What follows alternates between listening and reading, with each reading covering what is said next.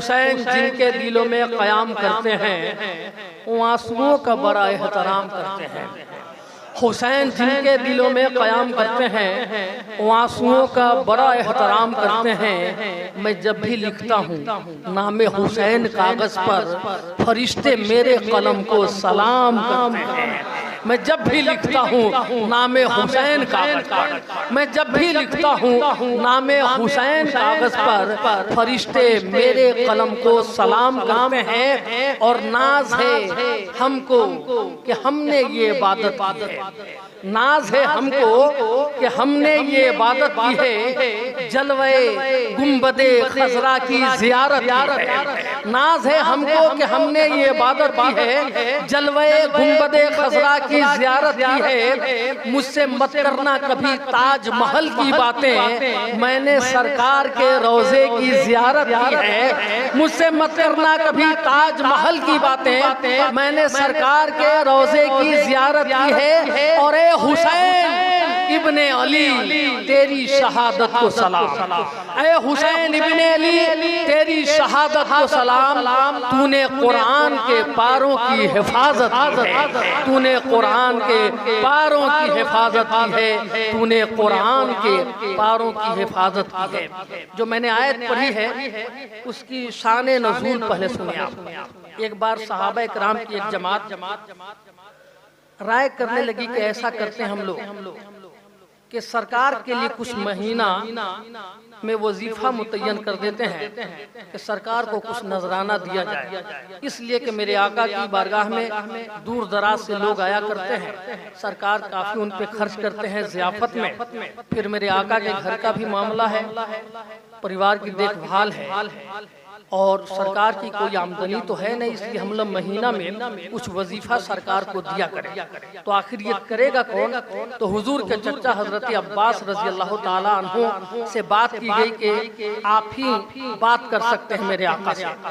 तो तैयार हो गया कि ठीक है मैं चलता हूँ और मैं अपने आका से बात करता हूँ। अब सहाबा इकराम की जमात जब सरकार की खिदमत में हाजिर है तो हजरत अब्बास रजी अल्लाह ताला अन्हु ने यह अरीज़ा पेश किया कि हुजूर हम चाहते हैं कि कुछ आपकी खिदमत में महाना नजराना पेश करें, इसलिए कि ज़ियाफत वगैरह में काफ़ी अखराजात हैं आपके। सरकार कुछ कहना ही चाह रहे थे कि कुरान नाज़िल हो गया, जिब्रील आ गए और आयत क्या उतर रही है, कुल्ला अस्सलुकुम अलैहि अजरा इल्लल मवद्दत फिल कुर्बा। महबूब आप इनसे कह दीजिए कि मुझे इस पे कोई उजरत नहीं चाहिए। ताइफ में पत्थरों की बारिश हुई, उहुद में दंदान शहीद हुआ और फिर मक्के की गलियां तंग कर दी गईं, हालत नमाज में पीठ पे उझड़ियां रखी गईं, गले में रस्सी डालकर खींचा गया। तब इस्लाम हमें मिला, कुरान हमें मिला, नमाज और रोजे की जैसी इबादत मिली, माँ के कदमों के नीचे जन्नत, बाप की पेशानी में जन्नत का दरवाजा मिला। लेकिन अल्लाह फरमा रहा महबूब कोई उजरत मत मांगो, अगर मांगना है तो कहो कि ए मेरी उम्मत के लोगों, मेरे सहाबियों, कुछ देना चाहते हो तो मेरा मुतालबा यह है कि मैं अली से प्यार करता हूँ, तुम भी अली से प्यार करो। मैं फातिमा से मोहब्बत करता हूँ, तुम भी फातिमा से मोहब्बत करो। मैं हसन से मोहब्बत करता हूँ, तुम भी हसन से मोहब्बत करो। मैं हुसैन से मोहब्बत करता हूँ, तुम भी हुसैन से मोहब्बत करो। यही सब कुछ हमारे लिए है। और याद रखना जो मेरे हसनैन से मोहब्बत करेगा अल्लाह उनसे मोहब्बत फरमाएगा। हज़रत ज़ैद बिन हारसा रज़ी अल्लाह ताला अन्हु एक दिन रात में सरकार की खिदमत में हाजिर हुए तो देखे कि सरकार अपनी चादर में कुछ छुपा के रखे हुए हैं और वो चीज़ जो थी वो उभरी हुई थी। तो सोचा कि पूछे कि मेरे आका क्या लेके बैठे हुए हैं। फिर पूछा नहीं, जाने लगे। फिर कहा कि नहीं पूछते हैं कि सरकार चादर में क्या छुपा के बैठे हैं। जब पूछा तो मेरे सरकार ने चादर हटाई ना, तो एक तरफ हसन बैठे हुए थे, एक तरफ हुसैन बैठे हुए थे। और मेरे आका उस वक्त दुआ करें, मौला ये मेरे हसन हुसैन हैं, मैं इनसे मोहब्बत करता हूँ, तू भी इनसे मोहब्बत फरमा और मौला उनसे भी तू मोहब्बत फरमा जो मेरे हसन हुसैन से मोहब्बत करते हैं। जिनकी मोहब्बत में आप बैठे हैं उनका पहले मकाम सुनिए। एक सहाबी रसूल है हज़रत दहिया कल्बी रज़ी अल्लाह ताला अन्हु, ये मालदार सहाबी रसूल थे। ये जब भी सरकार की खिदमत में आते ना तो अपनी जेब में कुछ लेकर आते, खजूर वगैरह, कि हसन को खिलाऊंगा और हुसैन को खिलाऊंगा। और जब वो सरकार की खिदमत में आते तो ये दोनों शहजादे उनकी गोद में चले जाते और उनकी जेब में हाथ डालते और जो कुछ मिलता खाते। और हजरत दहिया कल्बी ये देखकर बहुत खुश होते कि मेरा मुकद्दर है कि सरकार के नवासे मेरी जेब से निकाल के खाते हैं और मैं उन्हें खिलाता हूँ। और हजरत जिब्रील अमीन, नबियों फरिश्तों के सरदार, जब इंसानी शक्ल में आते ना सरकार की खिदमत में, तो उसी सहाबी की शक्ल में आते, हजरत दहिया कल्बी की शक्ल में आते। तो एक दिन सरकार सहाबा के बीच बैठे हुए हैं, हजरत जिब्रील अमी को आना था, तो उसी सहाबी रसूल की शक्ल में आते, हजरत दहिया की कल्बी की शक्ल में, और आके आका की खिदमत में बैठ गए। उस वक्त इमाम हुसैन आका दो जहां की गोद में बैठे हुए थे। जब आका हुसैन की नजर पड़ी कि दहिया कल्बी आ गए, वो तो जिब्रील अमी थे, जब वो आके बैठे ना सरकार की महफिल में हजरत जिब्रील अमी, तो इमाम हम्माम हजरत सैयदना इमाम अली मकाम इमाम हुसैन नाना की गोद से उठे और जाके हजरत जिब्रील की गोद में बैठ गए। तो सरकार तो जान रहे थे कि आने वाला जिब्रील है, हुसैन नहीं जान रहे, इसलिए जाके बैठ गए। तो आका ने इशारा किया कि हुसैन बाबू आओ मेरी गोद में आ जाओ। जब 2 बार इशारा किया मेरे आका ने, तो हजरत जिब्रील अमी ने कहा, या रसूल अल्लाह मेरी गोद से हुसैन को न बुलाएं, मेरी गोद में इसे बैठने दे। ये तो जान रहा है कि मैं दहिया कल्बी हूँ, लेकिन आप इस हुसैन को मेरी गोद से ना बुलाएं। लेकिन हुसैन का तो मकाम यह है कि जब रोता है ना तो अल्लाह मुझे वहां से भेज देता है कि जा हुसैन का झूला झूला, इसलिए हुसैन को मेरी गोद से ना बुलाया जाए। यह हुसैन का मकाम है, यह हुसैन का मर्तबा है। इमाम हुसैन और हसन जिस मकाम और मर्तबे पे फाइज हैं, आप अंदाज़ा नहीं लगा सकते। सरकार मदीना सल्लल्लाहु अलैहि वसल्लम कुछ सहाबा के साथ एक दावत में जा रहे हैं, मदीने की गलियों से गुजरे तो कुछ छोटे छोटे बच्चे खेल रहे थे, वहीं हजरत हुसैन भी खेल रहे थे। सरकार सहाबा को रोकते हैं और कहते हैं रुको, मेरा हुसैन खेल रहा है।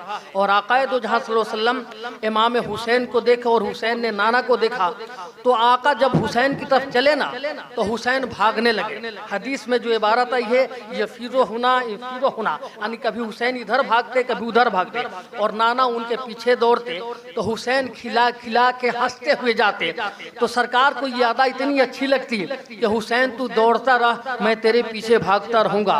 यहाँ तक कि सरकार ने इमाम हुसैन को पकड़ लिया और पकड़ने के बाद उनकी पेशानी को चूमते हैं और आका फरमाते हैं, साहबियों सुनो, अल हुसैनो मिन्नी वाना मिनल हुसैन, हुसैन मुझसे हैं और मैं हुसैन से हूँ। यह हुसैन का मकाम है, यह हुसैन का मर्तबा है, यह हुसैन की अजमत है। रात हो चुकी है, सरकार अपने हुजरे से निकले और सैयदा फातिमा के घर की गली से जा रहे हैं, तो हुसैन के रोने की आवाज़ आ रही है।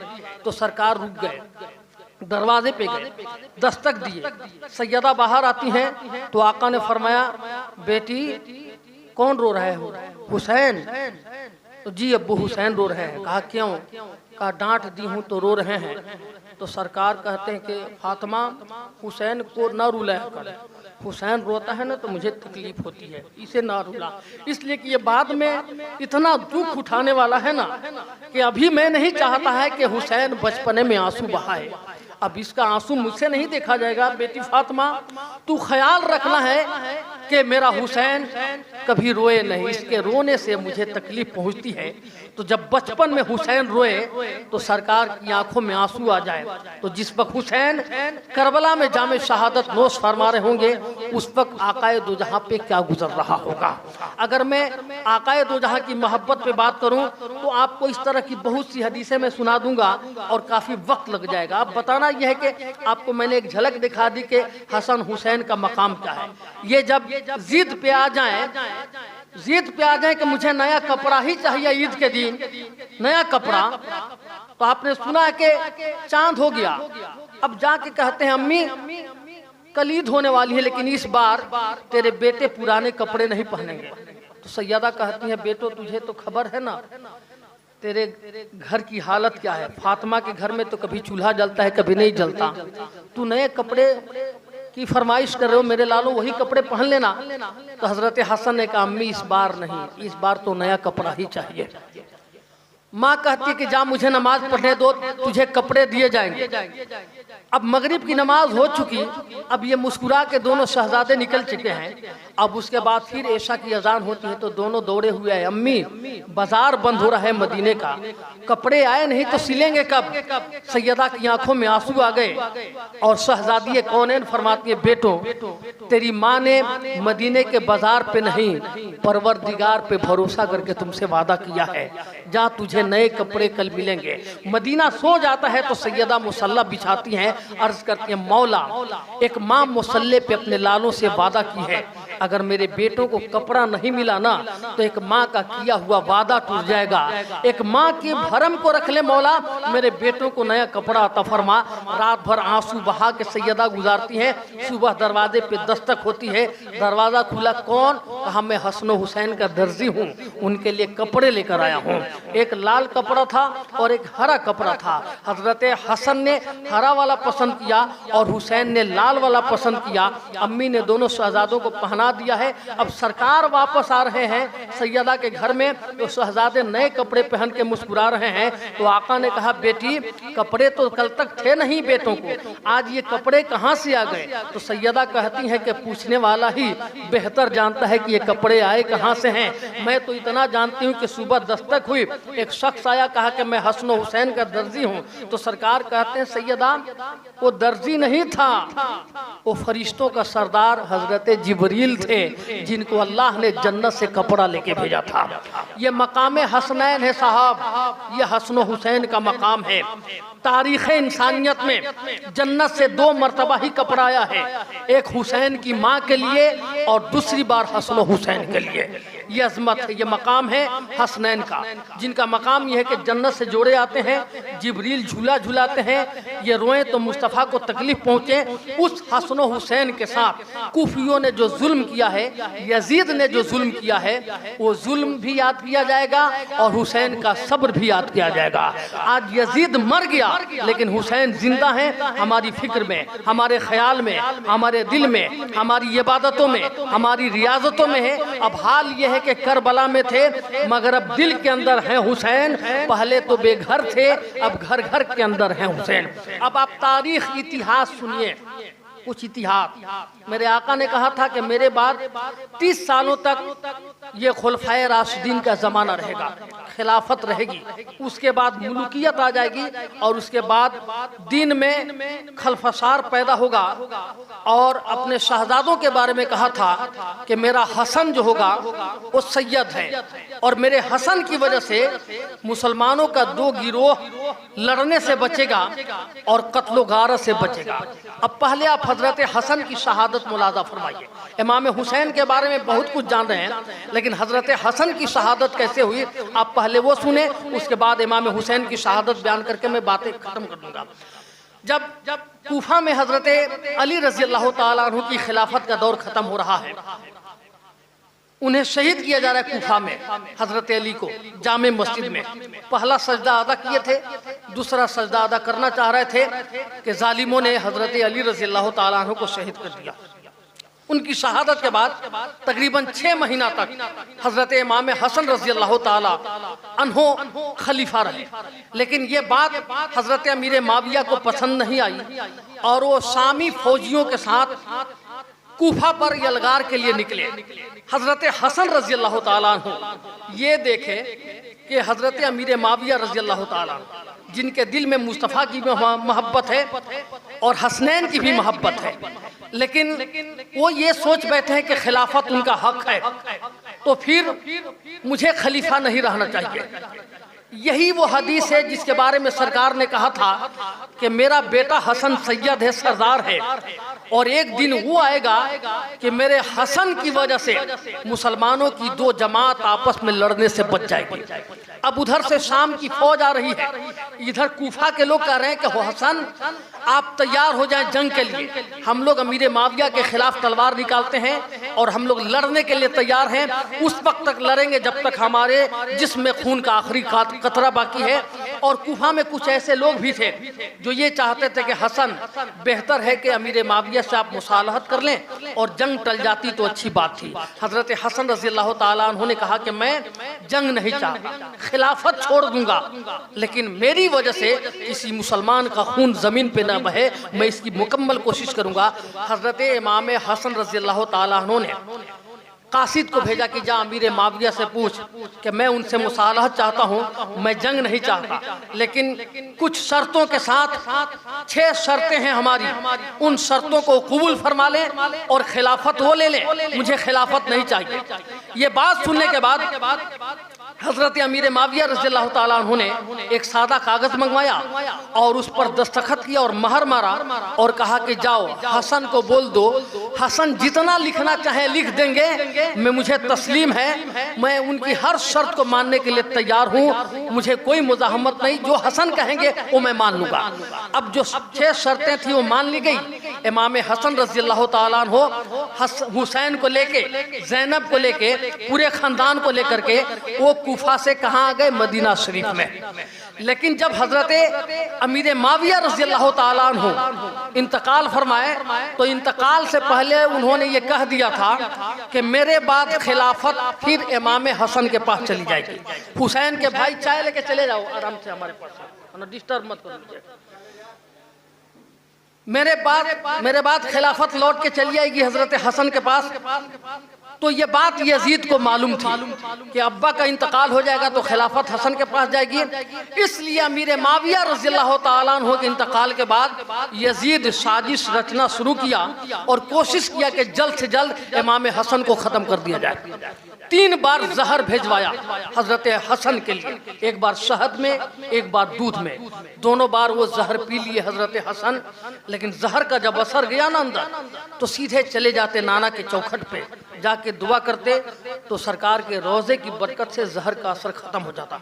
एक बार यजीद ने एक आदमी को लाठी में जहर बुझा कर भेजा था और कहा था कि तुम नाबीना बन के जाओ और हसन जहाँ मिल जाए उनके पाँव पे ये लाठी रख दोगे तो हसन का इंतकाल हो जाएगा। अब उस जहर की वजह से जब मदीना में इनकी तबीयत अच्छी नहीं रहने लगी तो मशवरा दिया गया कि जंगलों में चले जाए कुछ दिन और ऐसी जगह पर जाए जहां आपकी तबीयत अच्छी लगे। तो जंगल में क़याम करके हजरत हसन रहने लगे। वहां वो शख्स आया जहर में लाठी बुझा करके और नाबीना बन कर आया और मौका पाते ही हजरत हसन के पाँव पर वो जहर में बुझी हुई लाठी को चुभा दिया। उस जहर का असर उनके पूरे जिस्म में सरायत किया। लेकिन फिर वो वहाँ से चले आए मदीना, सरकार के रोज़े पे गए तो फिर वो जहर ख़त्म हो गया। लेकिन अब जो चाल चली गई खतरनाक, हजरत हसन के लिए जो जहर तैयार किया गया वो हीरे का तैयार किया गया और हजरत हसन रज़ी अल्लाह ताला अन्हु के मशकेज़े में हीरा को घिस करके उनके पानी में रात के वक्त मिला दिया गया। अब रात में पानी में मिला दिया गया, जो जिस मशकेज़े में वो पानी पिया करते थे। अब 2 घड़ी गुजरने के बाद हजरत हसन की आँख खुलती है, बहन ज़ैनब को बुलाते हैं, ज़ैनब इधर आ। बोलती हैं भैया क्या बात है हसन भैया? तो हजरत हसन कहते हैं कि अब लग रहा है कि मैं बहुत जल्द इस दुनिया से रुखसत होने वाला हूँ। कहा भाई ऐसी बात न करें। कहा कि नहीं, अभी मैंने ख्वाब में नाना को देखा है, अम्मी को देखा है, अब्बू जान को देखा है, वो तीनों मेरे हाथ को पकड़ के जन्नत में मुझे सैर करा रहे थे। इसका मतलब है कि अब मेरी ज़िंदगी कम ही रह गई है। बहन ज़ैनब मुझे वो पानी दे जो मशकेज़ा में रखा हुआ है और उसी में जहर मिला हुआ था। हजरत हसन को दिया गया, वो पानी पीते हैं। थोड़ी देर के बाद जहर अपना काम करने लगा और हजरत हसन का कलेजा कट कट के मुंह से बाहर आने लगा। एक तारीख बताती है कि उनके कलेजे के 72 टुकड़े हुए थे।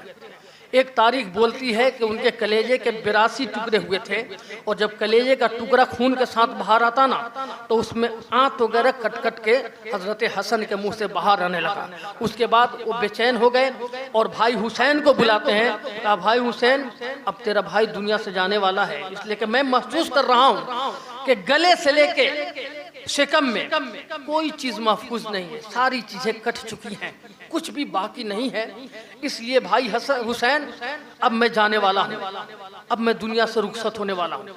और कहते हैं कि हुसैन एक चीज देखो तो जरा मेरे चेहरे पर, क्या मेरा चेहरा हरा हो रहा है? तो इमाम हुसैन की आंखों में आंसू आ गए। कहा हाँ भाई आपका चेहरा हरा हो रहा है। तो हसन ने कहा कि हदीस मेराज साबित हो रही है मेरे वजूद पे। तो हुसैन ने कहा भाई हदीस मेराज क्या है?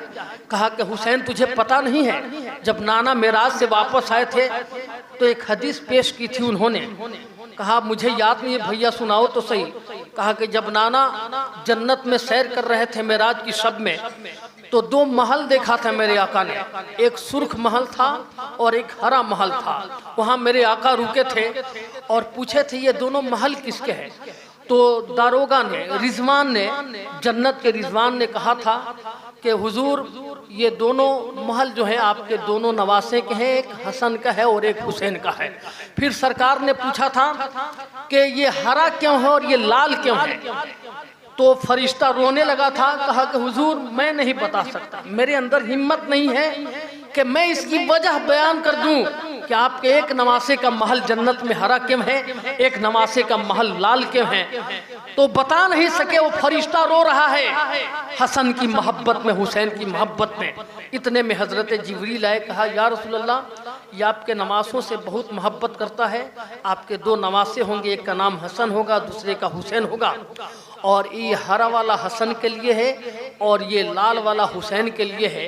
वो हरा इसलिए कि आपके बड़े नवासे हसन को जहर दिया जाएगा और वो जहर के बाद उनका चेहरा, उनका पूरा बदन हरा हो जाएगा और उसी हालत में वो शहीद होंगे, और आपका एक नवासा शहीद किया जाएगा और उसके जिस्म पे हजारों तीर और तलवारों के हमले होंगे और उसका जिस्म खून से लाल रहेगा, इसलिए उसका ये लाल महल है और उसका ये हरा महल है। भाई हुसैन देख तो मेरा पूरा बदन हरा हो गया। कहा भैया हरा हो गया? कहा कि अब मैं तुमसे रुखसत होने वाला हूँ। मेरे आका हसन ने कहा कि जो लोग बाहर के वो चले जाएं, मेरे घर वाले सिर्फ रहेंगे। सब लोग चले गए। अब वहाँ पे हजरत हुसैन हैं और इमाम हसन के 3 या 4 बेटे थे। सबसे बड़ा बेटा जिनका नाम हजरत कासिम था, उनकी उम्र उस वक्त 7 या 8 साल की रही होगी, और उनकी हजरत हसन की बीबी उम्मे अफरा उस वक्त हजरत कासिम के सर पे हाथ रख रही थी और उनकी आंखों में आंसू था। उन्हें एहसास हो रहा था कि अब मैं जल्द ही बेवा होने वाली हूँ और मेरा शौहर दुनिया से जाने वाला है। तो अपने बेटे के सर पे हाथ फेर रही हैं। उस वक्त इमाम हसन ने अपने बेटा कासिम को बुलाया। कहा कि कासिम सुनो, ये तावीज़ है जो अपने बाजू में बांधे हुए थे, उसको खोलते हैं और कहते हैं बेटा कासिम तू अपने बाजू में बांध ले, और जब तेरा चाचा हुसैन किसी मुसीबत की घड़ी में आए ना तो उस पर खोल के पढ़ लेना, और जो लिखा हुआ उस पर कासिम तुझे अमल करना है। हसन अपने बेटे के बाजू पे वो ताबीज़ बांधते हैं और उसके बाद उनकी रूह परवाज करती है। इन्ना लिल्लाहि व इन्ना इलैहि राजिऊन। ये हजरत हसन की शहादत है, जिसमें यजीद ही की साजिश थी कि हसन नहीं रहेंगे तो खिलाफत का कोई दावेदार भी नहीं होगा।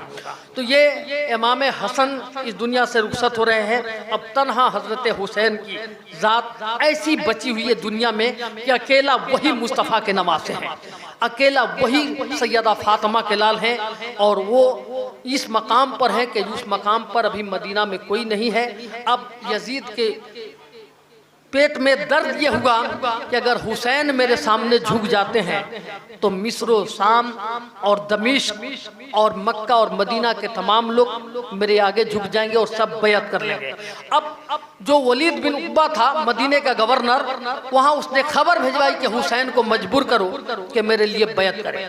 और एक बात और सुन ले, इमाम हसन जब पर्दा फरमाए ना तो नसीहत वसीयत की कि हुसैन अम्मी जान के पास जाना, सैयद आयशा सिद्दीक़ा रज़ी अल्लाह ताला अन्हा की खिदमत में, और जाकर मेरे लिए इजाज़त ले लेना कि वो मुझे नाना के पहलू में बगल में उनके पाँव के करीब लेटने की इजाज़त दे दे, और अगर मरवान बीच में मुज़ाहमत करे तो फिर माँ सैयदा फातिमा के बगल में मुझे दफन कर देना। वसीयत के मुताबिक जब हजरत हसन का जनाजा लेकर इमाम हुसैन सरकार के करीब गए ना तो पहले पूछने गए थे उम्मुल मोमिनीन हजरत आयशा से, तो बहुत रोने लगी थी वो। कहा कि क्यों रो रही अम्मी जान? कहा कि जानते वो गया है आज दुनिया से जिसकी जबान सरकार चूसा करते थे, वो हसन की जात है, आज वो जा रहा है। उसको सीने पे बैठाया करते थे, वो जा रहा है। मैं क्या कहूँ, नवासा अपने नाना के कदमों में आ जाए। जब जनाजा लेके चले गए थे ना सरकार के पहलू में, तब मरवान बिन हैकम ने जनाजा रोक दिया और कहा कि हुसैन तेरे भाई को यहाँ दफन नहीं होना है, नहीं दफन होने दिया जाएगा।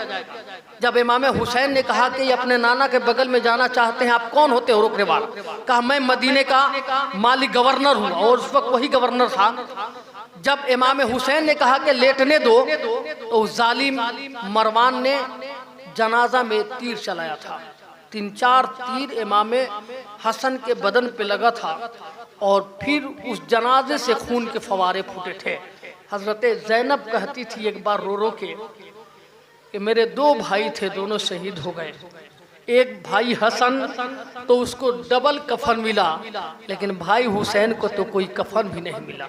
तो जब खून से लथपथ हो गया ना जिसमें नाजनी, तो फिर दूसरा कफन हजरत हसन को दिया गया था और माँ के पहलू में उन्हें लेटाया गया था। ये भी एक तारीख है जो आप सुने। उसके बाद हजरत इमाम हुसैन को दरबार में रात के वक्त बुलाया वलीद बिन उतबा ने। रात में जब गए तो हजरत अब्दुल्ला इब्ने अब्बास, अब्दुल्ला इब्ने जुबैर ने कहा कि हुसैन आप कुछ फौजियों को लेकर जाइए। 14 फौजियों को लेकर गए तो वलीद बिन उतबा ने कहा कि आप यजीद के लिए बैत कर लें। तो हुसैन ने कहा था कि तुम मुझसे इस तरह बैत कराओगे जैसे सिद्दीक़ अकबर ने, हजरत उमर ने मस्जिद में ऐलान किया था, तुम भी उसकी खिलाफत का ऐलान मस्जिद में करो। मेरी तरह शख्सियत का छुप के बैत करना अच्छी बात नहीं है। ये कह के निकलने लगे तो मरवान बिन हैकम जालिम इंसान वही बैठा था। का वलीद अगर इस वक्त हुसैन पे काबू नहीं पाए तो फिर इन पे काबू पाना मुश्किल है, इसलिए अभी इन्हें पकड़ो, कत्ल कर दो। ये सुनने के बाद हजरत इमाम हुसैन पलटे, कहा कि मरवान अगर हिम्मत है तो वाह, तुम किसकी बैत की बात कर रहे हो? जो जानी है, जो शराबी है, जो बेनमाजी है, जो फासिक है। हुसैन ऐलान कर रहा है कि हुसैन जान दे देगा, लेकिन उस जालिम के हाथ पे कभी हाथ नहीं देगा। ये पहला इनकार था जो मदीने में इमाम हुसैन ने किया, और पलट कर आए और कहे ज़ैनब तैयारी करो, अब यहाँ नहीं रहना है। अगर हम लोग यहाँ रहे तो शहर रसूल में खून की नदी बह जाएगी। मैं इजमाली बता रहा हूँ जल्दी जल्दी के अब करबला का सफर बहुत जल्दी होने वाला है। अब इमाम अली मकाम हजरत सोगरा जो बीमार थी, उनकी बेटी, उनको छोड़ते हैं, बाकी सबको लेकर के मदीना के लिए, मक्का के लिए निकल रहे हैं। और मक्का को निकल रहे हैं तो आप अंदाजा लगा सकते हैं कि यह हुसैन के लिए कितना दर्द भरा मंजर रहा होगा। एक हाजी या उम्रा करने वाला जब 8 दिन के लिए मदीना जाता है, वापसी पर कलेजा मुंह को आता है। और हुसैन जिनकी पूरी जिंदगी मदीने में गुजरी हो और नाना के दरबार से रुखसत हो रहे हो, माँ की कब्र से रुखसत हो रहे हो, उस वक्त उन पे क्या गुजर रहा होगा। खैर मदीना छूट रहा है, नाना तेरे मदीने की खैर हो। अब जा रहा है हुसैन, अब मदीना छूट रहा है नाना, लेकिन इतना करम फरमाइएगा कि हुसैन करबला में बेसहारा न रहे। हुसैन की मदद के लिए जरूर आइएगा। माँ आपके दूध का हक अदा करने के लिए बेटा जा रहा है, आप अपने हुसैन को बेसहारा न छोड़िएगा। आखिर इमाम अली मकाम मक्का पहुंचते हैं। शाबान और रमजान का महीना, जिकादा का महीना, ये मक्का शरीफ में गुजर रहा है। और उधर से कुफियों के 360 तकरीबन खतूत आ रहे हैं। हर खत का मजमून यही था कि हुसैन हमने हसन के साथ धोखा किया, हमने अली के साथ बेवफाई की, अब वक्त है कि आप तशरीफ लाएं, आपकी हम लोग मदद भी करेंगे और आपकी क़यादत और आपकी इमामत में हम लोग ज़िंदगी के बाकी दिन गुजारेंगे। हम यजीद की बैत की मुखालफत करते हैं, अगर आप नहीं आएंगे तो फिर क़यामत में आपके नाना जान से हम लोग शिकायत करेंगे। ये वो खतूत थे जिनको पढ़ने के बाद इमाम अली मकाम जाने की तैयारी करते हैं। और 2 ज़िलहिज को मक्का शरीफ से इमाम हुसैन का काफिला करबला के लिए निकल रहा है, तो सहाबियों की एक जमात रास्ते में हायल हो गई कि हुसैन आप ना जाएं। करबला में न जाएं। कूफा के लोग बदअहद हैं, वादा तोड़ने का काम वो किया करते हैं, वो आपके साथ वफादारी नहीं करेंगे। इमाम हुसैन ने कहा हम जानते हैं, उनकी फितरत जानते हैं, लेकिन मुझे जाने दिया जाए। ये ऐसे ऐसे खुतूत आए हैं, अगर मैं नहीं जाऊंगा तो वो लोग हुज्जत बना लेंगे कल क़यामत के दिन, मुझे जाने दिया जाए। हजरत ज़ैनब के शौहर अब्दुल्ला इब्ने जाफर तैयार आके कहते हैं कि हुसैन अगर जाना है तो मुझे कत्ल कीजिए, तब आपको जाने दूंगा, आपको मैं नहीं जाने दूंगा। आप फातिमा के लाल हैं, आप मुस्तफ़ा की निशानी हैं, इसलिए मैं आपको जाने नहीं दूंगा। हज़रत अब्दुल्ला इब्ने जाफ़र तैयार जो हज़रत ज़ैनब के शौहर हैं, हज़रत इमाम अली मकाम उन्हें बगल में ले गए और कुछ ऐसी बातें बताई कि उनकी आंखों में आंसू आ गए। कहा हुसैन मैं आपको नहीं रोकूंगा, आप तशरीफ़ लाएं। अब अपनी अहलिया ज़ैनब को बुलाते हैं हज़रत अब्दुल्ला इब्ने जाफ़र तैयार और कहते हैं ज़ैनब मैं तो बीमार हूँ, नहीं जा सकता, लेकिन मैं तेरा शौहर हूँ, तुझे इजाज़त दे रहा हूँ, तू अपने भाई हुसैन के साथ जा। हर कदम पर तेरी ज़रूरत पड़ेगी, तू हुसैन को न छोड़ना, हुसैन को कभी भी यारो मददगार ज़ैनब मत छोड़ना। मैं तेरे बगैर आराम से जी सकता हूँ, लेकिन इस वक्त तेरी ज़रूरत हुसैन को है, तू जा। और ऐ ज़ैनब बेटों को लेता जा, औन और मोहम्मद को भी लेता जा, सदका लुटाने से ज़िंदगी बचती है ना। जब हुसैन पर मुसीबत आए तो मेरी तरफ से मोहम्मद को दे देना और अपनी तरफ से औन को कुर्बान कर देना, लेकिन कोशिश करना कि हुसैन पर कोई आँच ना आए। जब तक तू जिंदा रहे ना, कोशिश करना कि तेरा हुसैन, मेरा हुसैन महफूज रहे। ज़ैनब तू भी निकल ले। अब हज़रत ज़ैनब अपने भाई को लेकर, बेटों को लेकर इमाम हुसैन के साथ चलती हैं और 2 मुहर्रमुल हराम को ये काफिला करबला के मैदान में पहुंच जाता है। उधर से इब्ने ज़याद ने 1000 की जमात लश्कर के साथ हुर बिन यजीद तमीमी को भेजा कि जाओ हुसैन को घेर लो और उन्हें निकलने मत देना, उन्हें घेर कर रखना, उन्हें जाने मत देना। अब 2 मुहर्रम को हुर बिन यजीद तमीमी ने हज़रत इमाम हुसैन के काफिले को घेर लिया और उसके बाद अहले बैत से उसकी मोहब्बत ऐसी थी कि उनकी इक्तदा में नमाज भी पढ़ता। एक दिन कहा कि हुसैन मुझे तो इब्ने ज़याद ने भेजा है आपको घेर कर रखने के लिए, लेकिन मैं आपसे मोहब्बत करता हूँ, एक मेरी बात मान लें आप कि अपने काफिले को लेकर मदीना चले जाएं, रात का हिस्सा है और मैं आपको रोकूंगा नहीं, ना मेरी फौज रोकेगी, आप चले जाएं। मैं आपको राय देता हूँ कि कूफा के लोग आपके साथ नहीं हैं, जो आपके भाई मुस्लिम बिन अकील को शहीद कर चुके और शहादत होते देखकर कूफा के लोग नहीं कुछ बोले, आपके भाई मुस्लिम के बेटे शहीद हो गए, तो ये लोग आपके साथ भी वफादारी नहीं करेंगे, आप निकल जाए। बात मान ली थोड़ी देर के लिए 1 तारीख के हिसाब से, और जब वो काफिला रात में चला ना तो सुबह जब होत ही है तो इमाम हुसैन एक मैदान में अपने आप को पाते हैं। पूछा कि हुर तुम तो पीछे ही हो, ये कौन सी जगह है? कहा हुजूर ये करबला है। तो इमाम हुसैन ने कहा यही मेरी मंजिल है, अब यहाँ से आगे नहीं जाना है, खेमा नसब किया जाए। सारे खेमे लगा दिए गए और 2 मुहर्रम से 7 मुहर्रम तक ये बात होती रही कि जंग होगी या बैत होगी। उसके बाद इब्ने ज़याद ने अम्र बिन साद की क़यादत में 22,000 लश्कर जरार लेके भेजा और कहा कि जाके पानी बंद कर दो और हुसैन को मजबूर करो, न खाना मिले न पानी मिले, कि वो बैत करें या तो फिर जान देने के लिए तैयार हो जाए। अब अम्र बिन साद 22,000 लश्कर जरार को लेकर हाजिर है और 7 मुहर्रम से इमाम हुसैन और उनके खेमों पे पानी बंद कर दिया गया, नहर फुरात पर कब्जा है। अम्र बिन साद से इमाम अली मकाम ने कहा कि तुझे तो कराबत का ख्याल करना चाहिए था, तुम तो रिश्तेदार भी हो, लेकिन तुझे दुनिया की लालच ने इस कदर अंधा बना दिया है कि आले रसूल के खिलाफ इतनी बड़ी फौज लेकर आए हो। अम्र बिन साद तुम क्या चाहते हो? तो अम्र बिन साद ने कहा कि हुसैन इस वक्त मैं भी मजबूर हूँ कि मैं कुछ नहीं कर सकता, बस आपको 2 बातों पे से एक बात पर अमल करना है, या तो फिर आपको बैत कर लेना है यजीद के लिए, या तो फिर आप जंग के लिए तैयार हो जाए, आपके लिए कोई दूसरा रास्ता नहीं है। हजरत इमाम हम्माम ने कहा था कि सुनो मेरा जो भी मामला है यजीद से, या तो दमिश्क मुझे जाने दो, या फिर मदीना वापस जाने दो, या हिंदुस्तान की तरफ मुझे निकल जाने दो। इमाम हुसैन ने रास्ते में यह भी कहा था कि मेरी जिंदगी पूरी दुनिया के लोगों के लिए उस्वा बनने वाली है, उस्वा, नमूना।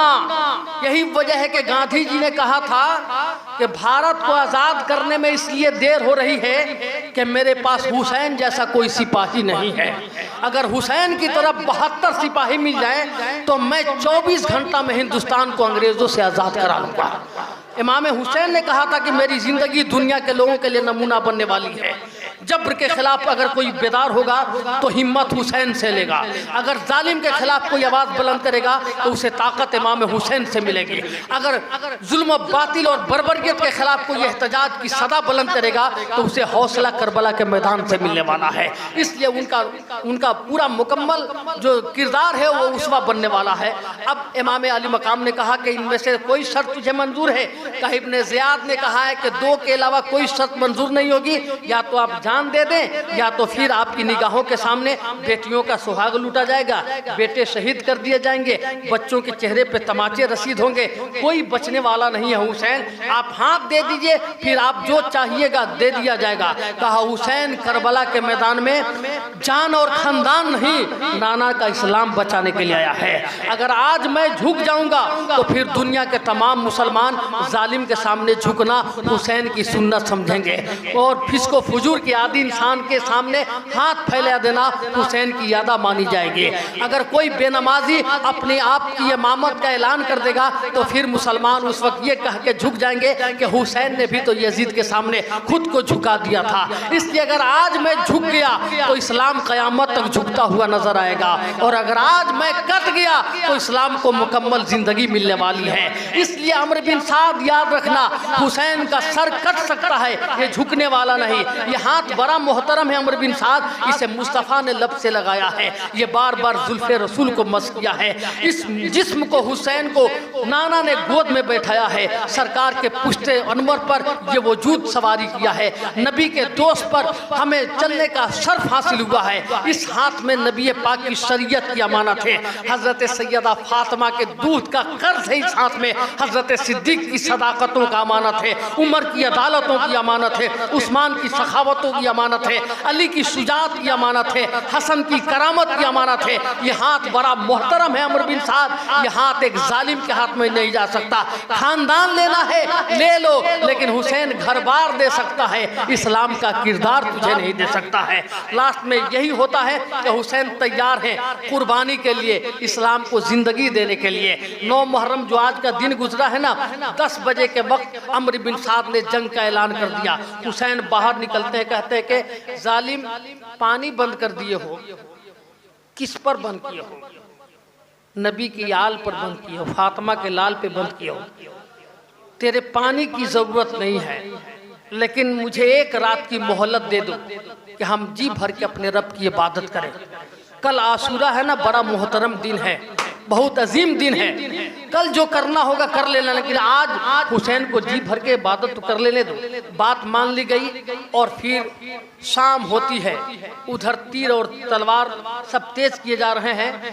हुसैनी खेमा में इमाम अली मकाम ने सबको जमा किया और कहा कि अभी भी वक्त है मेरे चाहने वालों, यजीद सिर्फ मेरे खून का प्यासा है, अगर मैं शहीद हो जाऊंगा तो तुम सब की जिंदगी बच जाएगी, तुम सब जा सकते हो। सब ने कहा हुसैन इस वक्त आपको छोड़ के चले जाएं, कल आपके नाना का सामना हम लोग कैसे करेंगे? आप पर 1000 जिंदगी कुर्बान की जा सकती है हुसैन, लेकिन आपको इस मझधार में हम इसमें से कोई छोड़ के जाने वाला नहीं है। कहा कि ठीक है, तब जी भर के रब की इबादत करो। हर खेमा में तिलावत, नमाज का एहतमाम, तस्बीह पढ़ी जा रही है, बच्चे बूढ़े जवान सब इबादतों में मसरूफ़ हैं।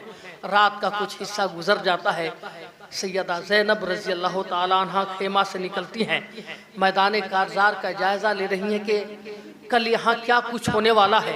तो दूर से देख रही है कि एक साया ज़मीन पे बैठ रहा है, थोड़ी देर के बाद वो साया उठ रहा है, बैठ रहा है, उठ रहा है, उसके बाद देखती हैं कि वो साया धीरे धीरे इनकी तरफ आ रहा है।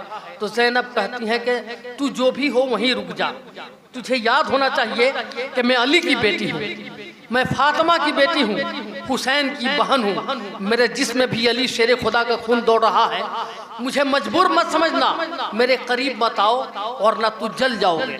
वो साया करीब आके कहता है बेटी मैं तेरी माँ फातिमा हूँ, फातिमा तुम हमको नहीं समझी, मैं कोई और नहीं हूँ। कहा अम्मी आप है तो वहाँ क्या कर रही थी बैठकर?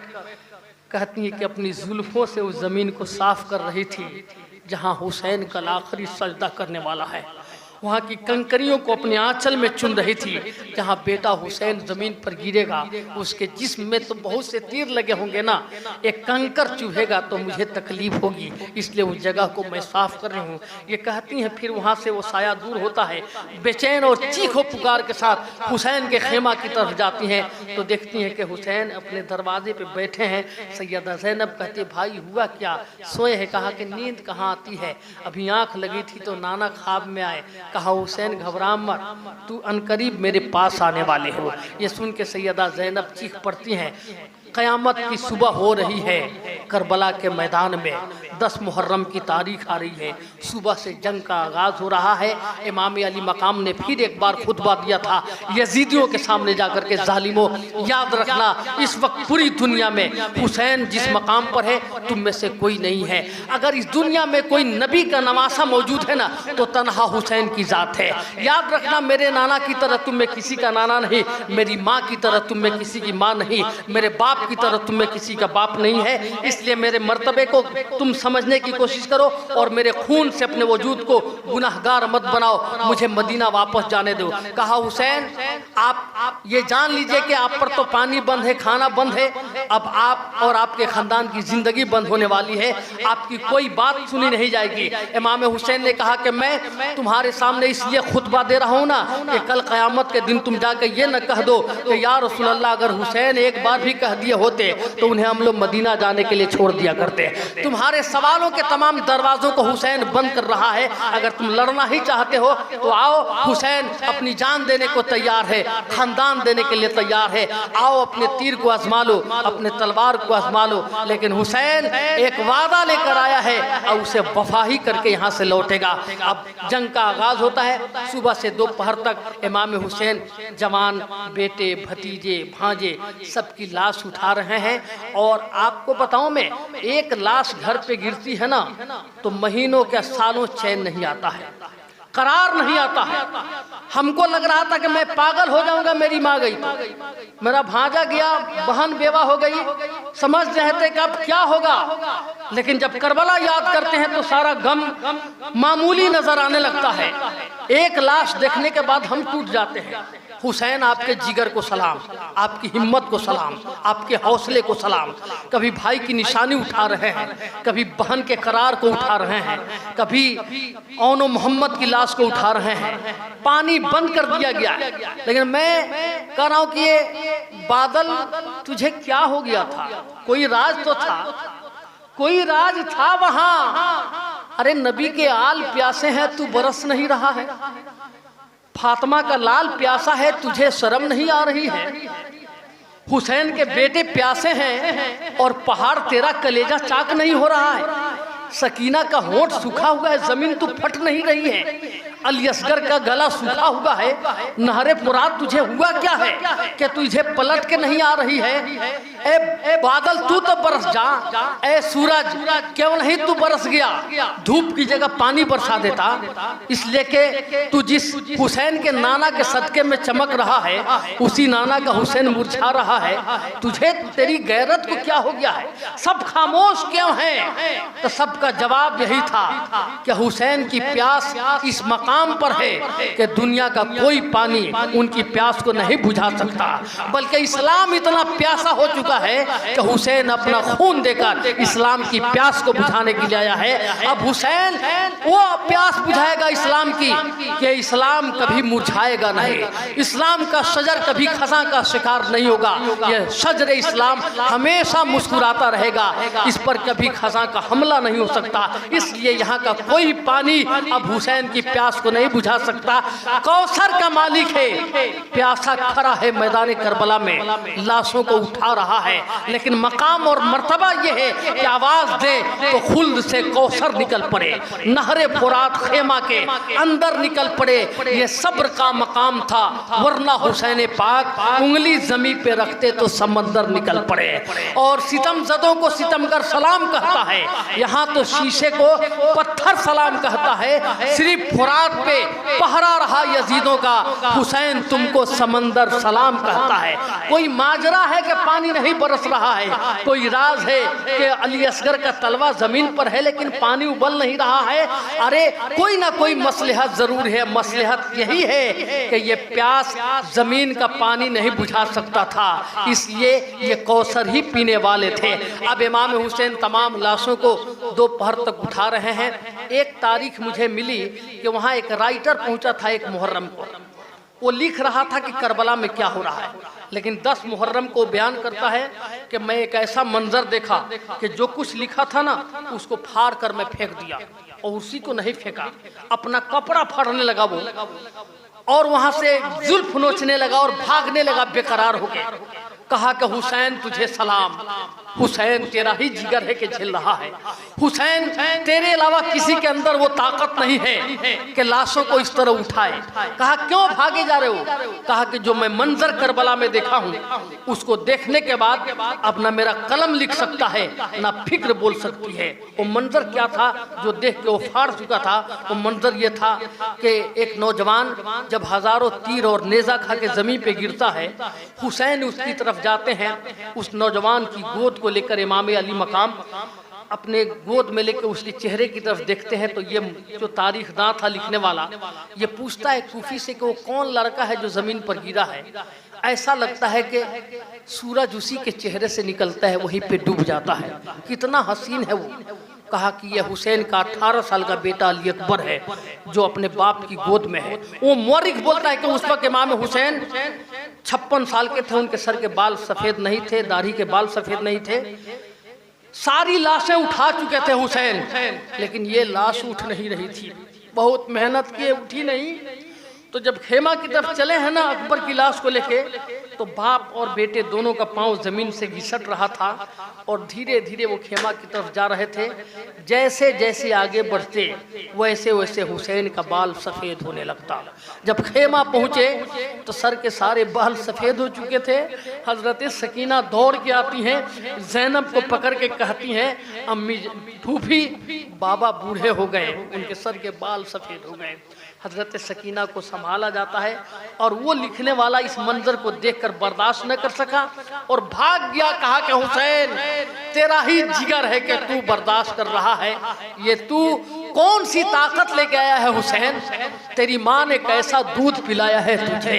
क्या जिगर है तेरा कि सुबह से लाशें उठा रहा है और तू अपने रब का शुक्रिया अदा कर रहा है? हुसैन तेरी अजमत को सलाम, हुसैन तेरे वकार को सलाम, तेरे किरदार को सलाम। अब ये करबला का आखिरी मंजर है कि सब जामे शहादत नोश फरमा चुके हैं। अब हजरत ज़ैनब हैं, उम्मे रुबाब हैं, उम्मे कुलसुम हैं, सकीना हैं, शहरबानो हैं और एक बेटा हजरत ज़ैनुल आबिदीन हैं। बाकी सब सो चुके हैं, सब आराम से सो रहे हैं। उनके जिस्में नाजनी पे तीर और तलवार चुभे हुए हैं और कितने जिस्म ऐसे हैं जो घोड़ों से मसल दिए गए हैं। अब इमाम अली मकाम ज़ैनब को समझाते हैं, शहरबानो को समझाते हैं। ज़ैनब को कहते हैं ज़ैनब तू गवाह हो, मदीना से लेके मक्का, मक्का से लेके करबला तक हुसैन किन हालात से गुजरा है, जो कुछ वाक़या पेश आया, ज़ैनब तू ही उसके चश्मदीद गवाह हो। कल मुझे यकीन है मेरे बाद इस काफिला की अमीर तुम होगी, सलार तुम होगी और तुझे हुसैन 2 अमानतें दे के जा रहा है। इन 2 अमानतों का ख्याल करना, एक मेरी बेटी सकीना है उसका ख्याल करना, एक बेटा ज़ैनुल आबिदीन है उसका ख्याल करना। ज़ैनब तेरा भाई तुझे आखिरी सलाम पेश करता है, रन में जा रहा है, लेकिन जब मदीना पहुंच जाना ना ज़ैनब, तो नाना को सलाम कह देना कि हुसैन शहीद होने से पहले आपको आखिरी सलाम पेश किया है और आपसे जो वादा किया था उस वादा को वफा कर चुका चुका है और वो सब और शुक्र का दामन कभी छोड़ा नहीं है। इमाम अली मकाम मैदान जंग में है और जालिमों की तरफ से अलगार हो रहा है। इमाम हुसैन नहर फुरात में गए हैं, पानी को लिया है, हाथ में देखा है, सकीना का बेकरार चेहरा नजर आया, उसे प्यासा बना दिया। घोड़े से कहा तू पी ले, घोड़े ने कहा मैं भी नहीं पीऊंगा। हुसैन हम वफादार घोड़ा हैं, सकीना प्यास से बिलक रही हैं, असगर को पानी न मिला, आपका घोड़ा क्यों पिएगा? इसलिए इमाम हुसैन का घोड़ा भी पानी न पिया। हुसैन पलट कर आते हैं, कहते हैं तुम्हें कोई है जो हुसैन की तलवार का जवाब दे सके? कोई नहीं था। हुसैन की तलवार चली, कई कुफी फिन्नार हुए। बहुत से फिन्नार होने के बाद ऐलान होता है कि अम्र बिन साद की तरफ से कि एक बारगी हमला करो, इसलिए कि जो मैदान में आया है वो कोई मामूली नहीं है। इसलिए कि हुसैन एक अजीम शख्सियत का नाम है, नबी का नूर, अली का खून, फातिमा का दूध जब एक जगह जमा होता है तब कोई हुसैन बनता है। इस हुसैन से मुकाबला आसान नहीं है। अम्र बिन साद ने कहा कि एक बारगी हर तरफ से तीर भी चलाई जाए, तलवार भी चलाई जाए, और कई जख्म खाने के बाद इमाम हुसैन अपनी तलवार चलाते रहे। अब वो इम्तिहान की घड़ी आती है जो हुसैन की कामयाबी की घड़ी है। वहाँ नाना भी हैं, माँ भी मौजूद है, अली भी हैं। अली अपने खून का कमाल देख रहे हैं, फातिमा अपने दूध का असर देख रही हैं, मुस्तफ़ा अपने नूर का वजूद देख रहे हैं, किरदार देख रहे हैं। हुसैन बस तेरे जौहर का जवाब नहीं, तेरे किरदार का जवाब नहीं, तेरे अखलाक का जवाब नहीं, तेरे सब्र का जवाब नहीं, तेरे शुक्र का जवाब नहीं, तू बेमिसाल है हुसैन। तेरा हर इम्तिहान कामयाब हो गया, तू इम्तिहान की हर मंजिल से शुरू हो गया। अब तेरी तलवार नहीं देखी जाएगी, वक्त आ चुका है। जो बचपन में वादा किया था उसे वफा कर दे, आईने अपनी तेग को रोक लो, बचपन में जो किया था वह वादा वफा करो। ये सुनकर ही शब्बीर सजदे में गिर पड़े, या रब तू मेरे नाना की उम्मत को बख्श दे, तेगों के साए में मेरा सजदा कबूल कर, ये आखिरी नमाज है, मौला कबूल कर। उम्मत के बच्चों के लिए असगर फिदा किया और नौजवानों के लिए अकबर फिदा किया। ये सब मुसीबतें हैं शफात के वास्ते, नवासा ने घर लुटाया है उम्मत के वास्ते। सब कुछ लुटाकर हुसैन ने इस्लाम को नई जिंदगी अता फरमा दी। करबला यहीं ख़त्म नहीं होता है, करबला तो इमाम हुसैन की शहादत के बाद शुरू हो रहा है। यहाँ से जो दर्द भरी दास्तान है ना, वो बयान इस वक्त नहीं हो सकता, 4 घंटे लग जाएंगे और आपका मिजाज भी उस तरह नहीं दिख रहा है कि हम बयान करें। लेकिन एक मंजर करबला की शाम बयान करके मैं अपनी बात को तमाम करने जा रहा हूँ। ये शाम करबला क्या है? बहुत दर्द भरी शाम है। इमाम हुसैन की शहादत के बाद दुनिया में अंधेरा हो गया, सूरज छुप गया, 3 दिनों तक सूरज नहीं निकला और दिन में सितारे नजर आने लगे। एक तारीख के हिसाब से बारिश की जगह आसमान से खून के कतरे भी जमीन पर गिरे। एक तारीख मैंने पढ़ी कि उस वक्त यरूशलेम के अतराफ में जहाँ से भी ईंट उठाई जाती वहाँ से ताज़ा खून ही निकलता था, जिस दिन हुसैन जामे शहादत में फरमाते हैं। एक तारीख मैंने पढ़ी कि सूरज उस वक्त से ही लाल होना शुरू हुआ जिस दिन से हुसैन इस दुनिया से शहादत का जाम पी के रुखसत हुए। डूबते वक्त जो सूरज में लाली होती है वो करबला की जंग से पहले लाली नहीं थी। सूरज निकलता था और अपनी उसी हालत पे डूब जाता था, लेकिन डूबने से पहले जो ये सुर्ख लकीर सूरज पे दिखती है ना, ये करबला की जंग के बाद से शुरू हुई है। अब वो शाम करबला क्या है? लाशें बिखरी हुई हैं। अब ज़ैनब पर क्या गुजर रहा है, शहरबानों पे क्या गुजर रहा है, उम्मे रुबाब पर क्या गुजर रहा है, उम्मे कुलसुम पे क्या गुजर रहा है, हजरत ज़ैनब पर क्या गुजर रहा है कि लाशें तो पड़ी हुई हैं। अब खेमे में आग लगाई जा रही है। एक जालिम आकर के हजरत सकीना के कान में जो बाली थी ना सोने की, उसे तेज खींच रहा है ना, तो चीख पड़ती है। सकीना कहती है जालिम कुछ ख्याल करके, मैं मुस्तफ़ा की नवासी हूँ, हुसैन की बेटी हूँ, मैं फातिमा की बेटी हूँ, मैं हुसैन की यादगार हूँ, मुझ पे तो रहम कर, मैं तो बच्ची हूँ, क्यों इस तरह खींच रहा है? तो जालिम सकीना के चेहरे पे तमाचा रसीद कर देता है। खेमों में आग लगा दी गई। एक खेमा जल रहा था जिसमें हजरत ज़ैनब बेपरवाह होकर के कि आग मुझे क्या करेगी दौड़ कर जाती हैं, और जब वापस आती है ना जलते हुए खेमे से तो एक जवान को गोद में लेकर आ रही हैं। वो 14 साल का हजरत इमाम हुसैन का बेटा हजरत ज़ैनुल आबिदीन थे जो बुखार से तप रहे थे। ज़ैनब पूरे इस्लाम को बचा के ला रही है खेमा से, पूरे इस्लाम को लेके निकल रही है। ज़ैनब लगी हुई आग से हुसैन की याद को बचा के लेके आ रही है। उसके बाद जब आ गई बचा करके, अंधेरा छा गया है करबला के मैदान में, उसके बाद हर तरफ खामोशी है, खेमे जल रहे हैं। बीबियां जिनके नाखून पाक को देखने के लिए सूरज तरसता था, आज उन नबी की शहजादियों के सर से दुपट्टा छीना जा रहा है। आज वो बेटियां जिनके चेहरा देखना किसी इंसान के बस की बात नहीं थी, आज उनको किन हालात से गुजरना पड़ रहा है कि सर से दुपट्टे छीने जा रहे हैं और उनके हाथों में जंजीर पहनाई जा रही है। ये नबी की घर की शहजादियां हैं, इनके साथ ऐसा हो रहा है। रात जब अंधेरा छाने लगा ना, आखिरी बात बयान कर रहा हूँ, अंधेरा जब होने लगा तो एक साया आ रहा है। उधर जिधर बीबियां खड़ी थी वो साया जब करीब आने लगा तो ज़ैनब कहती है कि अब क्या बचा है कि लूटने आ रहे हो, अब तो छोड़ दो हम लोगों को, अब क्या बचा है।